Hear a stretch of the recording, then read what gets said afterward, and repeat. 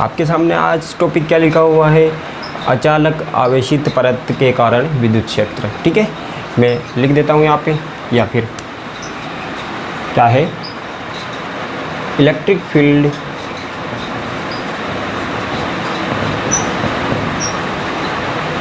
Due to non conducting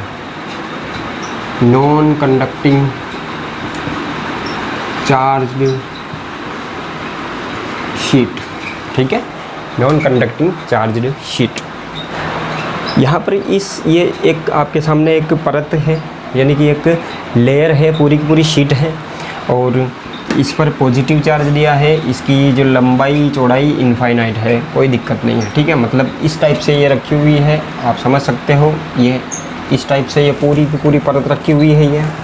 ठीक है, इस टाइप से यहाँ पर पूरी की पूरी परत रखी हुई है। अब देखो यहाँ पर इसका छोटा सा भाग, इसका परत का छोटा सा भाग हमें यहाँ पे दिखाया गया है। ठीक है, इस ऐसा बना रखा है ऐसी। इसका मतलब क्या है, तो ये इधर भी फैली हुई है, इधर भी फैली हुई है, इधर भी फैली हुई है, इधर भी फैली हुई है। आप चाहो तो इस छोटे से भाग का नाम क्या दे सकते हो, ABCD दे सकते हो। ठीक है, ABCD इस छोटे से भाग का ये मान लो ये परत है। ठीक है, ये इस टाइप से रखी हुई है। ठीक है बच्चों, इससे परपेंडिकुलर डिस्टेंस जो है वो R है मान लेते हैं, और R दूरी पर इससे यहाँ पर इससे R दूरी पर एक बिंदु है, परपेंडिकुलर डिस्टेंस R पर एक बिंदु है, और उसका नाम क्या है, P है। ठीक है, तो मान लेते हैं कि यहाँ से ये इसकी जो दूरी है वो कितनी है, R है, और एक बिंदु आपका P है। इस बिंदु पर अपने को विद्युत क्षेत्र की तीव्रता ज्ञात करनी है, मैग्नीट्यूड भी ज्ञात करना है, और इसका क्या ज्ञात करना है, दिशा भी ज्ञात करना है, डायरेक्शन भी ज्ञात करनी है। ठीक है, तो शुरू कर ही देते हैं। मैग्नीट्यूड के लिए तो देखो बच्चों, गाउस के नियम का अपन यूज़ कर लेंगे आराम से, लेकिन जो आपकी डायरेक्शन है, डायरेक्शन के लिए हमें थोड़ा सा जुगाड़ करना पड़ेगा। ठीक है, ये मान लेते हैं कि यहाँ से अपन ने इस पर परपेंडिकुलर डाला है, ध्यान रखना ये इस टाइप से रखी हुई है, यहाँ पर परपेंडिकुलर डाला है P से ये। ठीक है, ये मान लेते हैं पॉइंट कौन सा है बच्चों, O है। ठीक है, और इस पर जो सरफेस चार्ज डेंसिटी कितनी है, यानी कि पृष्ठीय आवेश घनत्व कितना है, तो सिग्मा है। यानी कि सिग्मा का मतलब क्या होता है, इकाई क्षेत्रफल पर आवेश, मतलब 1 मीटर स्क्वायर एरिया जो है उस पर जो आवेश है उसको क्या बोलेंगे, सिग्मा बोलेंगे। समझ में आ रहा है कि नहीं आ रहा है, वापस बोल देता हूँ मैं इसके बारे में। क्या है ये, 1 मीटर स्क्वायर एरिया पर जो आवेश हैं उसको अपन बोल रहे हैं सिग्मा। तो 2 मीटर स्क्वायर पे कितना होगा, 2 सिग्मा। 3 मीटर पे स्क्वायर पे कितना होगा, 3 सिग्मा। ठीक है, चलो अब मान लेते हैं कि इस O से, मैं बाद में यहाँ पे लिख भी दूंगा पूरा का पूरा, लेकिन अभी अपन इसको समझ लेते हैं। इस O से कुछ दूरी L दूरी पर, ठीक है, O से L दूरी पर एक छोटा सा अपन ने अल्पांश लिया है DS मान लेते हैं। ठीक है, अभी समझ लेते हैं इसको। इसी तरीके से इसके इस अल्पांश के दूसरी ओर, यानी कि इस O के दूसरी ओर भी अपन ने एक अल्पांश लिया है ये DS, क्योंकि अपने को दिशा की बात करनी है, इसलिए ये भी दूरी L है, और ये भी दूरी कितनी है बच्चों, L। ये भी दूरी L है, और ये दूरी भी क्या है, L है। ठीक है, तो इसको अपन लगभग एक बिंदु आवेश मान सकते हैं, बहुत छोटा है इसलिए। तो इस DS की वजह से यहाँ पर इलेक्ट्रिक फील्ड जो होगा वो इधर होगा, है ना। इसको मान लेते हैं DE1 है, और इसकी वजह से यहाँ पर इलेक्ट्रिक फील्ड होगा वो इधर होगा, ये हो जाएगा। इसको मान लेते हैं DE2 है। ठीक है, DE1 और DE2 है। तो आपको दिख ही रहा होगा, क्यों भाई, क्योंकि ये दूरी R है, ये दूरी L है, तो ये कितनी हो जाएगी, रूट का R² प्लस L²। ये दूरी भी कितनी हो जाएगी, यहाँ से यहाँ तक की दूरी भी कितनी हो जाएगी, R² प्लस L² हो जाएगी। ठीक है, तो मतलब ये हुआ कि ये आवेश अगर बराबर क्षेत्रफल, ये और ये दोनों छोटे छोटे क्षेत्रफल बराबर हैं, तो इन पर आवेश की मात्रा dQ भी क्या होगा, बराबर होगा। मतलब dQ जो चार्ज है यहाँ पर और यहाँ पर, ये दोनों भी बराबर हैं, यानी आवेश भी बराबर हैं, और इस बिंदु से इनकी दूरियाँ भी बराबर हैं, ये भी ये और ये भी ये है। ठीक है, इसलिए क्या होगा कि इस पर स्थित और इस पर स्थित जो आवेश है, इन दोनों के कारण जो विद्युत क्षेत्र DE1 और DE2 है, इनके मैग्नीट्यूड बराबर होंगे। क्या होंगे बच्चों, मैग्नीट्यूड बराबर होंगे, यानी कि इनके परिमाण बराबर होंगे। ठीक है, परिमाण बराबर, DE1 और DE2 के मैग्नीट्यूड बराबर हैं। ये बात आपको समझ में आ जाती है। अब क्या करेंगे बच्चों, तो हम डायरेक्शन, परिणामी डायरेक्शन निकालने के लिए क्या करेंगे, तो OP के समांतर और OP के लंबवत, या फिर इस पृष्ठ के समांतर और पृष्ठ के लंबवत, ठीक है, घटक बनाएंगे। इसको, इन विद्युत क्षेत्रों को DE1 और DE2 को हम घटकों में वियोजित करेंगे, ठीक है। अब बात कर लेते हैं, चलो इधर भी मुझे घटक बनाना है और इधर भी मुझे घटक बनाने हैं, ठीक है। तो सबसे पहले अपन देख लेते हैं, ये कौन मान लेते हैं, अगर थीटा है तो ये भी कितना होगा बच्चों, थीटा होगा, क्योंकि ये दोनों त्रिभुज जो है वो ट्रायंगल जो है वो एक जैसे दिख रहे हैं। तो ये कोण थीटा है तो ये भी थीटा होगा, आपको पता है शीर्षाभिमुख कोण होते हैं। ये कोण थीटा है, ये वाला कोण थीटा है, तो ये भी कितना होगा बच्चों, थीटा होगा, ठीक है। अब देखो DE1 का जो घटक लेंगे, इधर वाला जो घटक होगा वो क्या हो जाएगा, थीटा के साथ वाला है, तो क्या हो जाएगा, DE1 cos थीटा, ठीक है। इधर वाला जो घटक है वो क्या हो जाएगा, DE1 sin थीटा। इसी तरीके से DE2 का जो घटक है वो इधर क्या हो जाएगा, तो वो हो जाएगा DE2 cos थीटा, क्योंकि थीटा के, इसका थीटा के साथ वाला घटक ले लें, ये आ जाएगा। इसी तरीके से इस वाला घटक, ये वाला जो घटक होगा DE2 का, वो क्या हो जाएगा, DE2 sin थीटा, ठीक है। तो देखो अब क्योंकि DE1 और DE2 के परिमाण बराबर है, यानी कि ये और ये तो बराबर हैं। अब sin थीटा यहाँ पे भी है, sin थीटा यहाँ पे भी है, तो इसका मतलब क्या हुआ कि ये जो इस OP के लंबवत जो घटक हैं, OP ये है ना, ये OP है ना, ये OP के जो परपेंडिकुलर वाले जो घटक हैं DE1 और DE2 के, ये क्या कर रहे हैं, एक दूसरे को निरस्त कर देंगे, कैंसिल कर देंगे। क्यों कर देंगे, क्योंकि ये दोनों बराबर हैं, परिमाण में बराबर हैं, डायरेक्शन में अपोजिट हैं। तो इसका मतलब ये होगा कि इन दोनों अल्पांश युग्मों के कारण, ये पेयर है, ठीक है, क्या बोल सकते हैं इनको, पेयर है ये, ठीक है। ये एलिमेंट पेयर्स हैं, स्मॉल एलिमेंट पेयर्स हैं, ये जोड़ा है पूरा का पूरा। और इस अल्पांश के जोड़े की वजह से, यानी इन अल्पांश युग्मों के कारण जो परिणामी विद्युत क्षेत्र है यहाँ पर, उसकी दिशा किधर होगी बच्चों, सिर्फ इधर होगी, क्योंकि परपेंडिकुलर, OP के परपेंडिकुलर डायरेक्शन में है, P से O को मिलाने वाली रेखा के परपेंडिकुलर डायरेक्शन के जो घटक हैं वो एक दूसरे से निरस्त हो चुके हैं। इसलिए क्या होगा, ये वाले जो घटक हैं ये जुड़ेंगे, मतलब जो इलेक्ट्रिक फील्ड की डायरेक्शन होगी वो हमेशा किधर होगी, इधर होगी, ठीक है। इन दोनों अल्पांश युग्मों के कारण जो है परिणामी विद्युत क्षेत्र की दिशा इधर है। बात समझ में आ गई होगी। चलिए अब देख लेते हैं कि जैसे कि मान लो कि एक अल्पांश युग्म यहाँ होता, ठीक है, एक अल्पांश यहाँ होता, तो इससे इसके ही जैसा O के दूसरी साइड में एक अल्पांश और यहाँ होता, एक अल्पांश यहाँ होता, तो उसके काका जी यहाँ होते, ठीक है, इसका बाप मान लो वो यहाँ होता। और ये दोनों जो है अभी भी जैसा कि अभी हुआ था वैसा का वैसा क्या मामला होगा बच्चों, कि ये दोनों इस OP के, ये दोनों क्या कर रहे हैं, ये दोनों OP के परपेंडिकुलर जो घटक हैं, साइन थीटा वाले जो घटक हैं, DE1 साइन थीटा और DE2 साइन थीटा, इनको वापस से निरस्त कर देंगे। मतलब किसी भी अल्पांश युग्म की देखें, O के सापेक्ष किसी भी अल्पांश युग्म की बात करेंगे तो पर यहाँ पर P पर परिणामी विद्युत क्षेत्र की दिशा जो है वो हमेशा इससे, यानी कि OP के अनुदिश होगी, ठीक है, OP के अनुदिश होगी। अगर ये नेगेटिव है, ये नेगेटिव चार्ज होता तो इधर होती, पॉजिटिव चार्ज हो तो इधर होगी। समझ में आ गई होगी। तो ये बात होगी आपके इलेक्ट्रिक फील्ड की डायरेक्शन की, ठीक है। मैं अच्छी तरीके से यहाँ पे लिख देता हूँ और आप उसका बाद में इसके डायरेक्शन के लिए जो है वो स्क्रीनशॉट आराम से ले ही लेना, ठीक है। तो लिख दे रहा हूँ मैं यहाँ पे।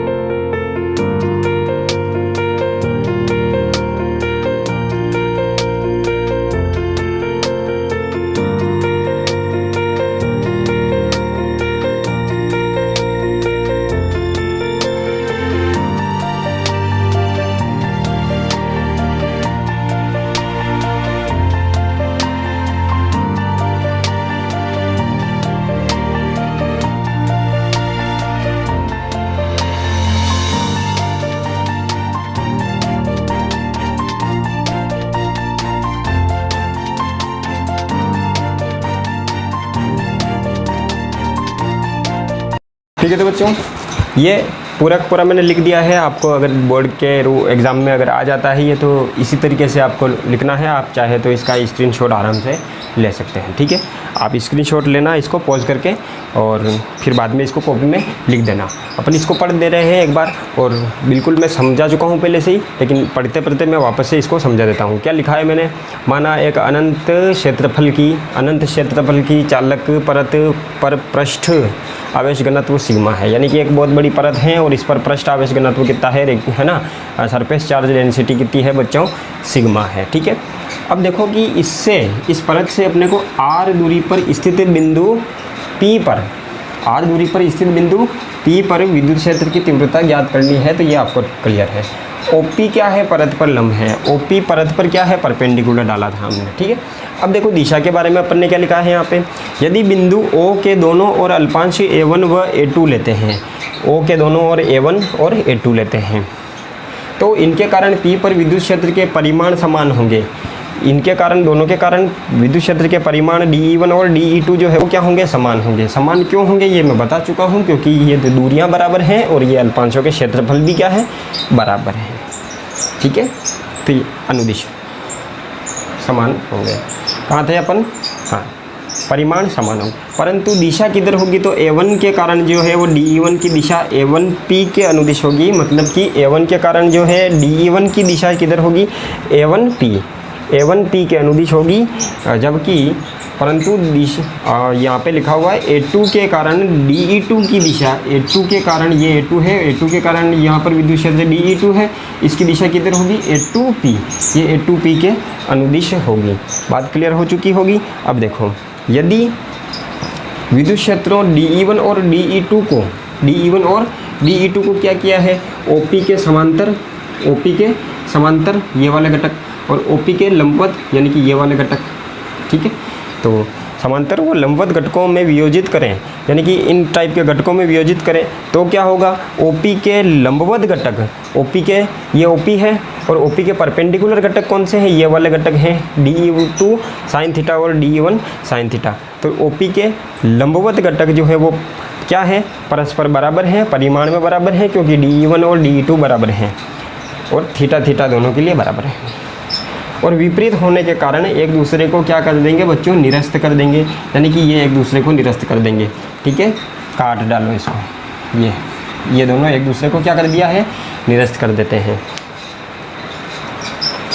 तथा अल्पांश युग्मों A1 व A2 के कारण परिणामी विद्युत क्षेत्र की दिशा OP के समांतर ही होगी। मतलब लंबवत जो है वो किसी भी विद्युत क्षेत्र का कोई घटक नहीं आया, OP के लंबवत विद्युत क्षेत्र का कोई घटक नहीं आया, ठीक है। OP है ये, ठीक है। OP के लंबवत विद्युत क्षेत्र का कोई घटक नहीं आया, ये कैंसिल कर दे रहे हैं। और समांतर की बात करें तो ये जुड़ रहे हैं, इसलिए जो परिणामी विद्युत क्षेत्र है A1 और A2 के कारण उसकी दिशा किधर होगी? तो वो इधर होगी, OP के अनुदिश होगी, ठीक है। प्लस नेगेटिव चार्ज होता है इस पर तो उधर होती, ठीक है, लेकिन ऐसे होती है। अब मैंने क्या लिखा है बच्चों की इसी प्रकार, अब इसी तरीके से, क्योंकि ये तो दो अल्पांश की बात हुई, और भी तो अल्पांश होंगे इस पे, तो वो उसकी बात कर लेते हैं। इसी प्रकार संपूर्ण परत पर O के समांतर अल्पांशों O के सममित, यानी कि संपूर्ण परत को अपन क्या कर सकते हैं? O के सममित अल्पांशों में बांट सकते हैं। अभी मैं बताता हूँ इसको। अल्पांशों के कारण, संपूर्ण परत पर O के सममित अल्पांशों के कारण, अल्पांश युग्मों के कारण, ठीक है, अल्पांश युग्मों के कारण विद्युत क्षेत्र की दिशा OP के अनुदिशी होगी। जैसे कि अपन ने A1 और A2 यहाँ लिए थे, ठीक है, तो परिणामी दिशा ये आई थी। इसी तरीके से यहाँ और यहाँ लेते तो परिणामी दिशा यहाँ आती, यहाँ और वहाँ लेते तो परिणामी की दिशा कुछ और आती। इससे जैसे कि मान लो ये परत है, ठीक है, ये परत है, O मान लो तो यहाँ है, ठीक है। अगर A1 यहाँ है तो A1 यहाँ पे भी होगा। ये परत है आपके पूरी, O यहाँ है, ठीक है, O यहाँ है, कुछ लिखा हुआ नहीं है अभी ये, ठीक है, O यहाँ है। यहाँ अगर A1 होता तो यहाँ A2 होता, ठीक है। तो ये दोनों एक दूसरे के, ये वाला घटक और ये वाला कंपोनेंट और ये क्या बोलते हैं इसको, ये वाला एलिमेंट और ये वाला एलिमेंट एक दूसरे को कैंसिल कर देते हैं। कौन से घटक को? इधर वाले परपेंडिकुलर वाले घटक को कैंसिल कर देते हैं, ठीक है। तो इसी तरीके से यहाँ होता तो एक यहाँ पे भी होता, यहाँ होता तो एक यहाँ पे भी होता। ये इस तरीके से ये पूरा का पूरा कहानी बन रही है, ठीक है बच्चों।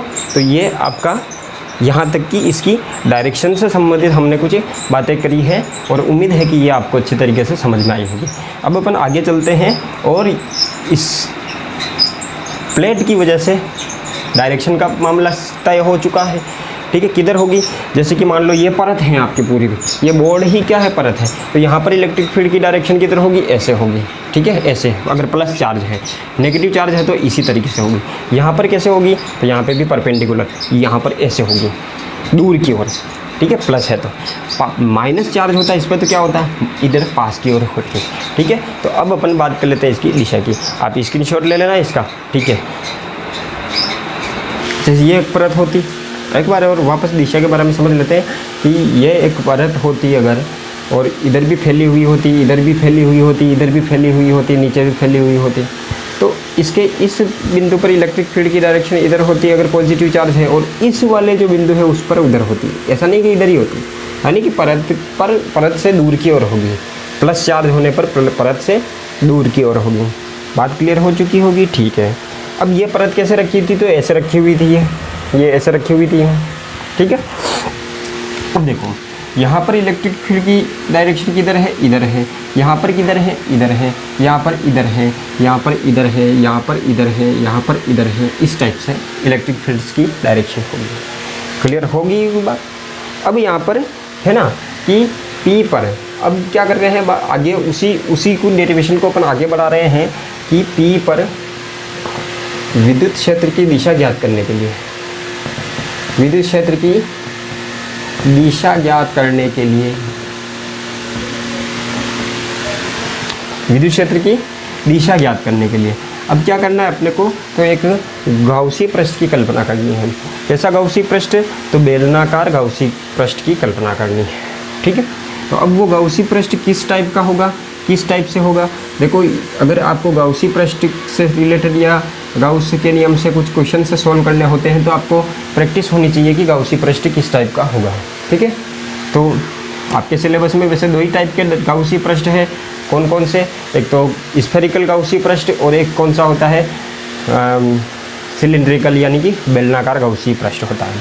तो यहाँ पर अपन इलेक्ट्रिक फील्ड की मैग्नीट्यूड ज्ञात करने के लिए हम क्या करेंगे, तो एक गाउसी पृष्ठ की कल्पना करेंगे। कैसा है, एक सिलेंडर की कल्पना करेंगे, ये सिलेंडर है ऐसा, किस टाइप से होगा, तो ये इस टाइप से होगा, ठीक है।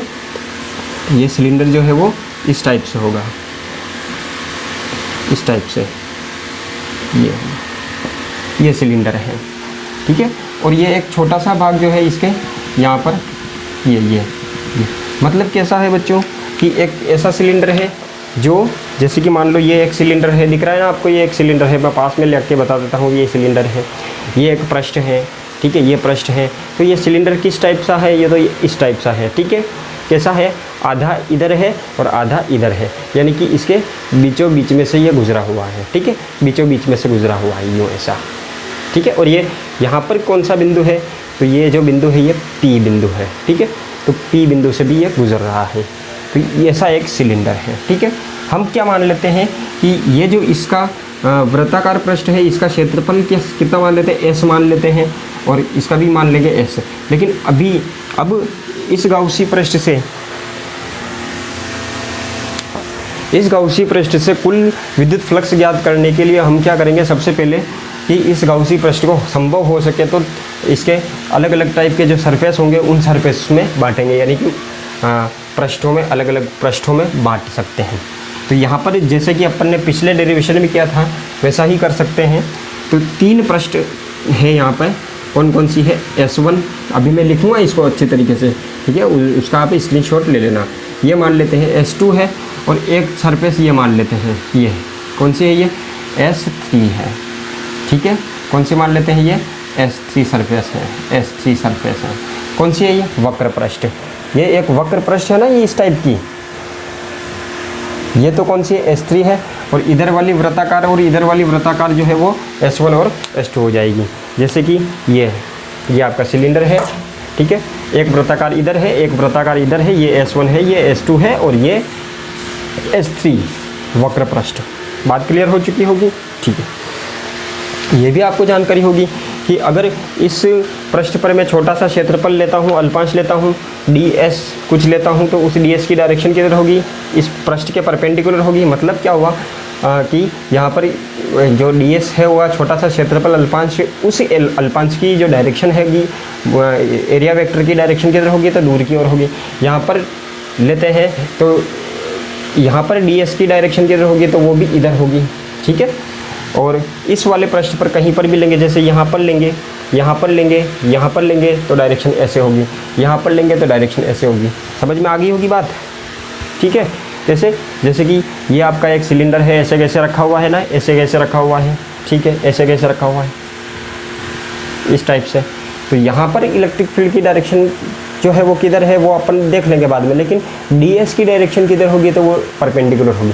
यहाँ पर ऊपर वाले हिस्से पर देखेंगे तो इधर होगी, नीचे वाले हिस्से पर देखेंगे तो इधर होगी, ठीक है, नीचे होगी।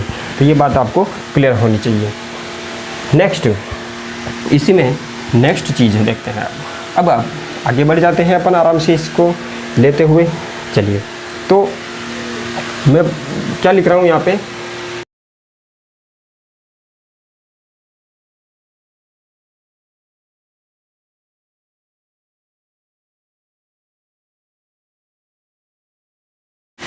ठीक है। तो अपन ने इसको 3 भागों में बांटा है, ठीक है। कौन कौन से हैं ये मैंने पहले ही बता दिए हैं। अब देखिए, अब अपन सबसे पहले देखें तो यहाँ पर भी एक इससे फ्लक्स निकालने के लिए यहाँ पर एक छोटा सा अल्पांश ds चाहिएगा, तो ds की डायरेक्शन इधर है। यहाँ पर अगर लेते हैं तो अभी मैंने बताया था, यहाँ पर ds लेते हैं, S3 पर लेते हैं तो ds की डायरेक्शन इधर हो जाएगी। यहाँ पर लेते हैं तो ds की डायरेक्शन किधर हो जाएगी बच्चों, इस साइड में हो जाएगी, ठीक है। इस बिंदु पर इलेक्ट्रिक फील्ड की डायरेक्शन आपको पता है ऐसे है, यहाँ पर भी इलेक्ट्रिक फील्ड की डायरेक्शन कैसे है, ऐसे है, यहाँ पर भी ऐसे थी, और यहाँ पर इलेक्ट्रिक फील्ड की डायरेक्शन कैसे है तो आपको पता है ना, ऐसे है। अभी अपन ने डायरेक्शन के लिए बहुत सारा समय दे दिया है वैसे भी। तो इलेक्ट्रिक फील्ड की डायरेक्शन इस टाइप से होगी।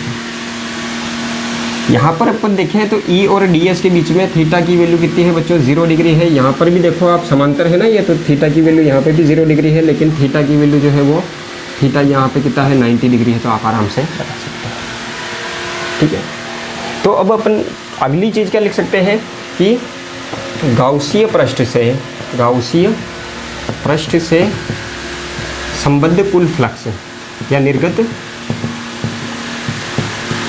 कुल फ्लक्स कितना होगा बच्चों, तो कुल फ्लक्स फाई बराबर क्या होगा, तीनों सरफेस से निकाल लेंगे, ठीक है।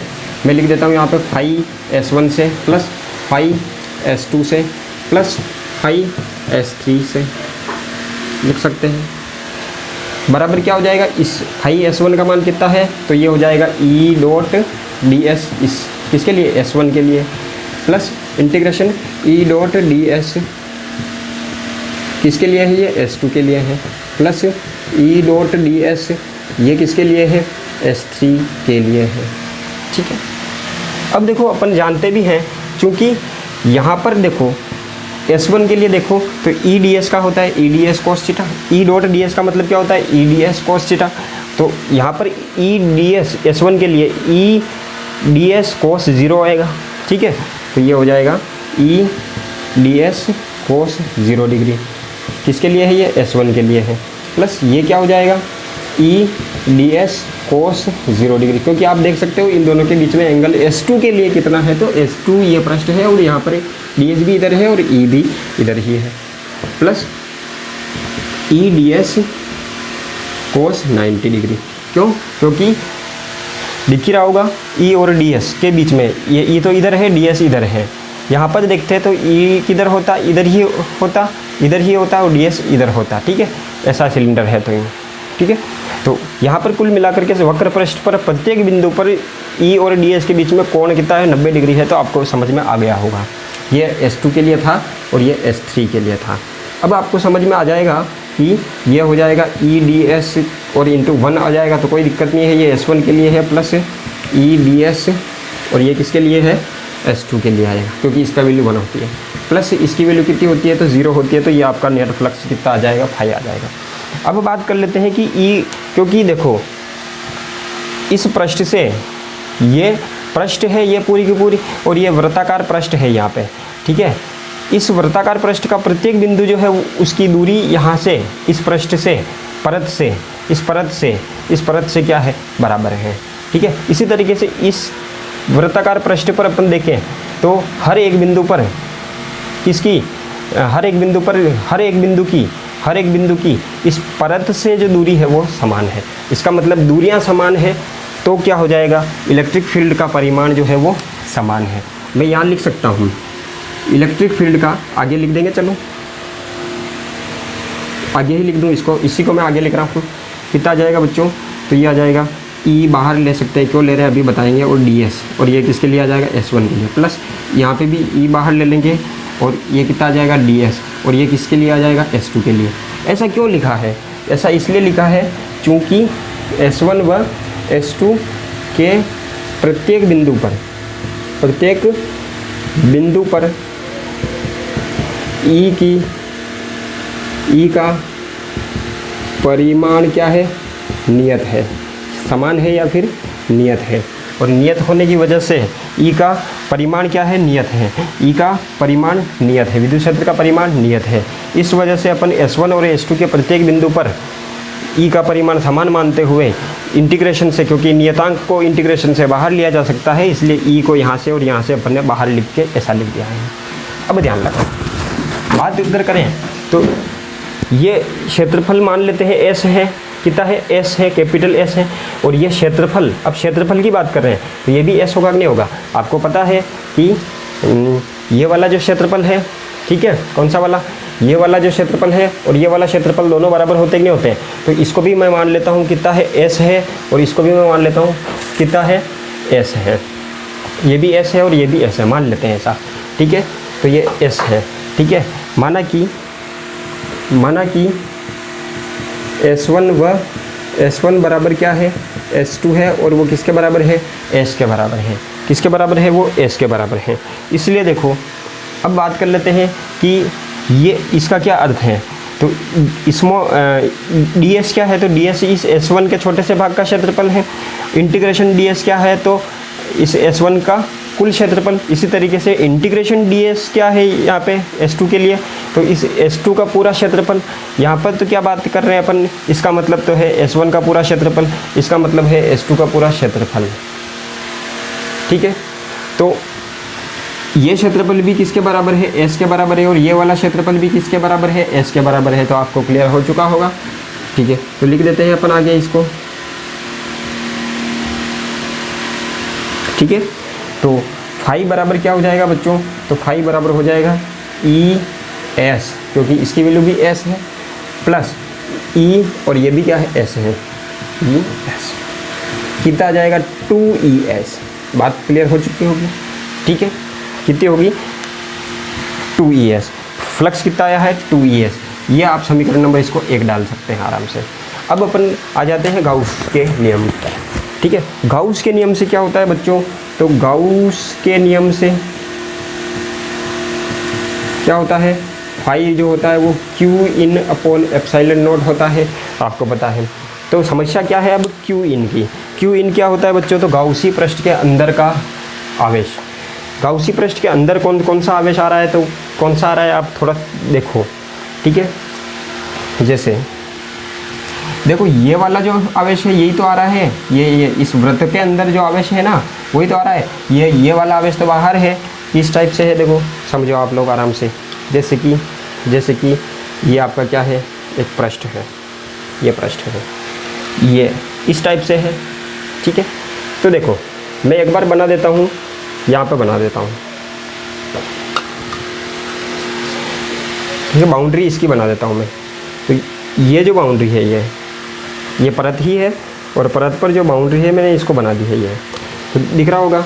ये जो बाउंड्री है यही बाउंड्री तो इसके अंदर है, किसके, गाउसी पृष्ठ के अंदर है। बाकी का जो भाग है, बाकी का ये वाला सारा का सारा जो भाग है वो कहाँ है, गाउसी पृष्ठ के बाहर है। गाउसी पृष्ठ के कहाँ है, ये बाहर है। तो गाउसी पृष्ठ के अंदर कौन सा आवेश है, सिर्फ ये इतना सा चार्ज है, ठीक है, इतना सा चार्ज है। इस वजह से अपन क्या कर सकते हैं, ठीक है बच्चों, इस तरीके से क्या कर सकते हैं अपन, ये क्षेत्रफल देखो S है तो आपको पता है ना, ये क्षेत्रफल भी S होगा, ठीक है। तो क्यू इन बराबर क्या होगा, सबसे पहली बात अपन कर लेते हैं यहाँ पे क्यू इन किसके बराबर है।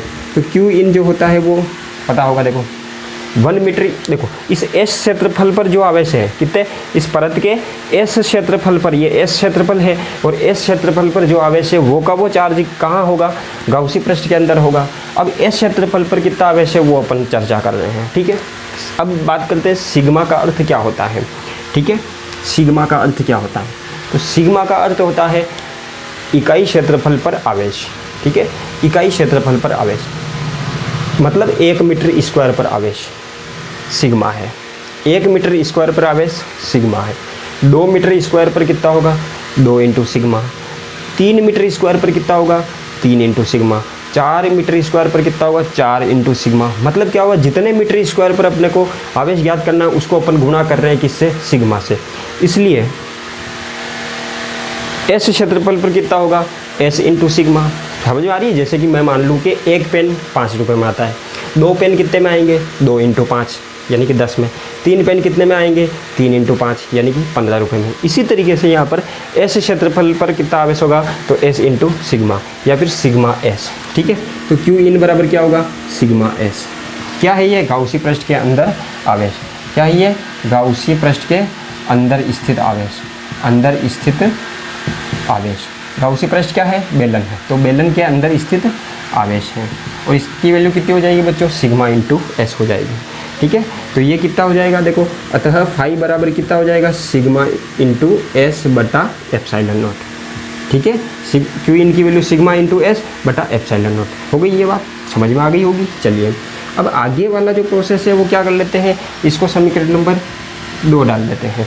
तो समीकरण नंबर 1 व 2 से, 1 व 2 से क्या कर रहे हैं, देखो समीकरण नंबर 1 व 2 से दोनों बराबर हैं, दोनों ही फ्लक्स को बता रहे हैं।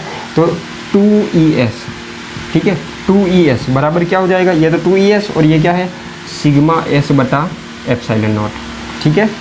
अब देखो ये एस से एस तो लड़ मरेंगे, कट जाएंगे, तो ई की वैल्यू कितनी आएगी बच्चों, तो ई की वैल्यू जो है वो कितनी आएगी, सिग्मा बटा 2 एप्सिलॉन नॉट। कितनी आ जाएगी, सिग्मा बटा 2 एप्सिलॉन नॉट, ठीक है। अगर इसको आप सदिश के रूप में लिखना चाहते हो तो वो किधर होगी, तो वो इस आर की दिशा में है कि नहीं है। यहाँ पर विद्युत क्षेत्र निकालना था तो वो इधर होगा, ठीक है, ये ई होगा, ठीक है। तो सदिश के रूप में अगर लिखना चाहते हो तो वो किधर क्या होगा, सिग्मा बटा 2 एप्सिलॉन। ये तो मैग्नीट्यूड है और आर कैप लगा सकते हैं आप लोग, ठीक है। तो सामान्य सी बात ये है, देखो सिग्मा जो है वो कांस्टेंट है इस पृष्ठ के लिए और एप्सिलॉन नॉट भी कांस्टेंट है। मतलब कि ये दूरी पर निर्भर नहीं कर रहा है, ये इस आर पर निर्भर कर ही नहीं रहा है। ये आर यहाँ होता, यहाँ होता, यहाँ होता, यहाँ होता तो भी कोई दिक्कत नहीं थी, ये आर इस पर आर पर निर्भर नहीं करेगा। मतलब क्या हुआ कि इनफाइनाइट चार्ज, ये एक परत है आपके पास में, इस परत से के कारण यहाँ पर विद्युत क्षेत्र का मान जो होगा, बहुत बड़ी है ये परत, ठीक है। तो विद्युत क्षेत्र का मान जो होगा वो दूरी पर निर्भर नहीं करेगा। यहाँ पर भी वही है, सिग्मा बटा 2 एप्सिलॉन नॉट है, यहाँ पर भी सिग्मा बटा 2 एप्सिलॉन नॉट है, यहाँ पर भी सिग्मा बटा 2 एप्सिलॉन नॉट है। यहाँ पर दिशा किधर होगी, इधर, यहाँ पर इधर, यहाँ पर इधर। बात समझ में आ गई होगी, ठीक है। चलिए तो ये इसका भी आप स्क्रीनशॉट ले लेना आराम से, ठीक है, ले ही लो।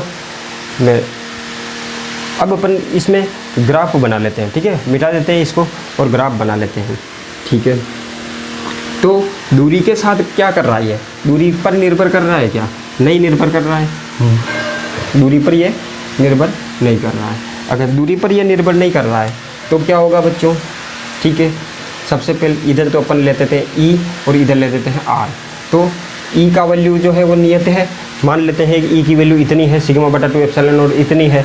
दूरी तो आ ही नहीं रही है, इसमें निर्भर ही नहीं कर रहा। मतलब दूरी का मान कुछ भी हो, विद्युत क्षेत्र का मान इस दूरी पर भी वही रहेगा, इस दूरी पर भी वही रहेगा, इस दूरी पर भी वही रहेगा। भाई वो कभी रहेगा, मतलब ऐसा ग्राफ बनेगा, ठीक है।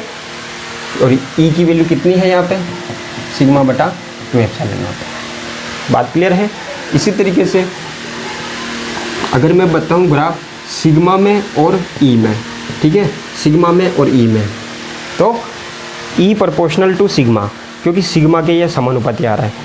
कहाँ समानुपाती आ रहा है, सिग्मा के ये ई जो है वो प्रोपोर्शनल टू सिग्मा। ई विद्युत क्षेत्र सिग्मा के समानुपाती है, मतलब समानुपाती वाला जो ग्राफ होता है वो ऐसा बनता है, ठीक है, ई प्रोपोर्शनल टू सिग्मा। बात समझ में आ गई होगी। तो ये आप ग्राफ को भी आराम से समझ सकते हैं, ठीक है, क्योंकि एग्ज़ाम में पूरा का पूरा पूछा जाता है। एग्ज़ाम में कैसे पूछा जाएगा वो मैं प्रश्न का फॉर्मेट जो है वो आपको बता देता हूँ कि गाउस के नियम का कथन लिखिए, लिख दोगे आराम से। फिर क्या पूछेगा, अनंत विस्तार की अचालक परत के कारण विद्युत क्षेत्र ज्ञात कीजिए, ठीक है, ये आपसे पूछेगा। तथा विद्युत क्षेत्र और दूरी के मध्य ग्राफ भी बनाइए, ये आपका प्रश्न होगा, ठीक है। तो आराम से इसको कर सकते हैं। Thank you.